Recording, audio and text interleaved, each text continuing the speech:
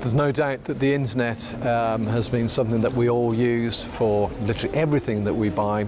Holidays, even buying houses, buying cars, and of course the fact that we no longer go to the high street is obviously part of that phenomenon, because of course it's convenient. We can do it literally anywhere we like, in our beds, sitting on the toilet if you so desire.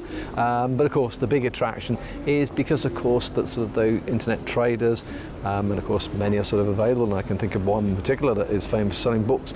Their prices are really, really competitive because they don't have the high street premises. And indeed, if I may actually refer to Amazon, this week they announced they're closing their high street stores. That was supposed to be the future, or it was a compromise, and it's not worked for them. So clearly they're going to stick to what they know, which is internet retailing.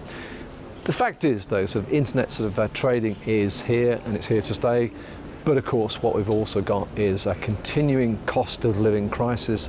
There is no doubt that people are feeling poorer, and obviously there's the political dimension to that, and we're also being told and pre-warned that we're probably going to have to pay more taxes in some way or other to fix the problems that the Exchequer or the Chancellor in particular has. Therefore I think people are reining in the discretionary spending, i.e. the things that they don't need to buy, but of course the nice to have.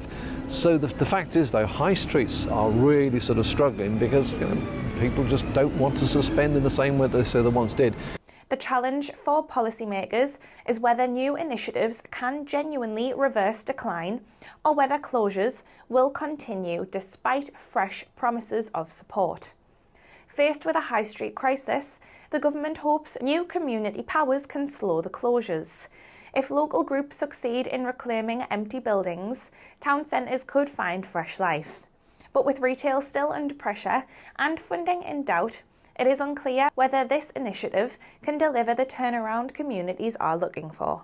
And indeed we're going to really see the issues in the next couple of months leading up to Christmas, which of course traditionally is the time that most high street stores do a lot of their trade in that run-up, and indeed many more high street traders, I suspect, will probably find that they've not made enough in terms of what they've been selling to cover their costs.